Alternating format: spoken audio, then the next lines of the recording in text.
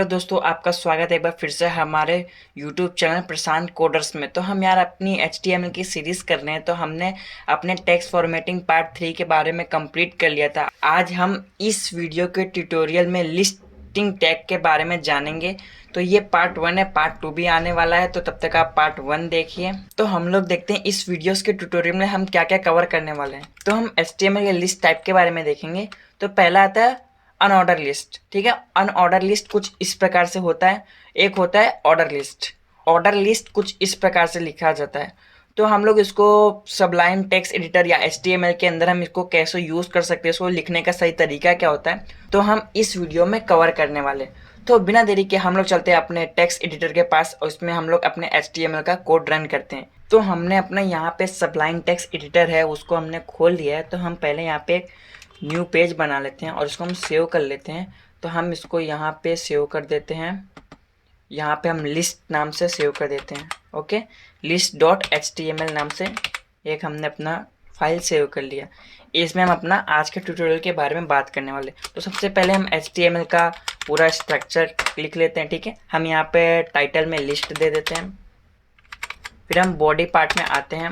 Body part में हम एक UL ले लेते हैं। UL यानी ऑन ऑर्डर लिस्ट। ठीक है, फिर हम इसमें एक लिस्ट ले लेते हैं। लिस्ट टैग के अंदर ही लिस्ट आते हैं जो आपको आइकन दिखाई देते हैं। तो हम यहाँ पे इसको कॉपी करके पेस्ट कर लेते हैं।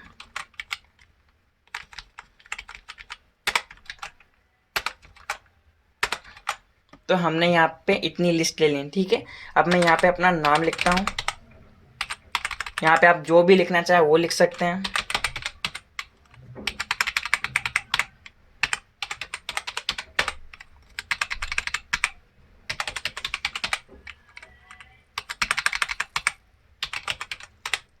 मैंने यहाँ पे लिख लिया है। इसको मैं थोड़ा और आगे कर देता हूँ, सबको सिलेक्ट करता हूँ। ओके, अब मैं यहाँ पे इसको आपको सेव करके रन करके दिखा। तो यहाँ पे मैं इसको कर लेता हूँ ओपन इन ब्राउज़र। तो देखिए यहाँ पे ओपन हो चुका है, आपको दिख रहा होगा। मैं इसको साइड में कर देता हूँ और इसको भी साइड में कर देता हूँ ताकि सेव होके लाइव रीलोड आप देख सकें। तो यहाँ पे आपको लिस्ट का मतलब पता चल गया होगा, कुछ इस प्रकार से होता है। और UL के अंदर एक अनऑर्डर लिस्ट के अंदर टाइप भी आते हैं, तो आप टाइप भी लिख सकते हैं। टाइप में बेसिकली आपको ये जो दिख रहा है ये तो डिस्क है। ठीक है, और मैं यहाँ पे जैसे लिख देता हूँ सर्कल। सर्कल लिखने के बाद मैं सेव करके यहाँ पे रिफ्रेश करता हूँ तो यहाँ पे सर्कल टाइप में आ जाते हैं। पीछे का बैकग्राउंड रिमूव हो जाता है और एक सर्कल बन जाता है। फिर इसके बाद एक हमारा टाइप के अंदर आता है स्क्वायर। तो हम यहाँ पे स्क्वायर लिख देते हैं। तो हमने यहाँ पे स्क्वायर लिख के यहाँ पे सेव करके यहाँ पे रिफ्रेश करते हैं पेज को। तो देखिए यहाँ पे स्क्वायर टाइप में आ चुका है और डिफ़ॉल्ट वैल्यू डिस्क की रहती है। तो आप उसको दो या ना दो कोई फ़र्क नहीं पड़ता। तो आपको अनऑर्डर लिस्ट के बारे में तो समझ में आ गया होगा। ठीक है, अब हम बात करते हैं ऑर्डर लिस्ट। तो मैं यहाँ पे ब्रेक ले लेता हूँ कि थोड़ा नीचे आए। ब्रेक लेता हूँ, एक और ब्रेक डाल देता हूँ। ब्रेक डाल दिया। फिर मैं यहाँ पे ले लेता हूँ ऑर्डर लिस्ट। OL यानी ऑर्डर लिस्ट। फिर हम इसके अंदर भी लिस्ट बना लेंगे। हम इसके अंदर भी लिस्ट बना लेते हैं। इसको मैं कॉपी करके पेस्ट कर देता हूँ। हमने यहाँ पे 5 लिस्ट बना लिए। लिस्ट के अंदर हम यही सब नाम लिख लेते हैं जो इसमें दिए। एक काम करते हैं, हम इस लिस्ट को हटा के पूरा यहीं से कॉपी करके पेस्ट कर देते हैं। कॉपी किया, ऑर्डर लिस्ट के अंदर आके पेस्ट करके सेव करते हैं और यहाँ से रिफ्रेश करते हैं। तो ब्रेक एक हटा देता हूँ मैं, बहुत ज़्यादा नीचे जा रहा है। एक ब्रेक हटा दिया। फिर यहाँ से मैं रिफ्रेश करता हूँ तो देख सकते हैं अनऑर्डर लिस्ट और ऑर्डर लिस्ट में आपको क्या डिफरेंस दिख रहा है। यहाँ पे आप डॉट स्क्वायर देख सकते हैं और ऑर्डर लिस्ट में ये ऑर्डर वाइज आते हैं 1 2 3 4 5। इसके भी प्रॉपर्टीज़ होते हैं। पहला प्रॉपर्टी होता है वही टाइप। तो टाइप के अंदर आप दे सकते हैं, जैसे कि कैपिटल A देंगे तो शुरुआत कैपिटल A से होगा। देख रहे हैं आप ABCD। अगर आप स्मॉल a देते हैं तो शुरुआत स्मॉल a से होगा।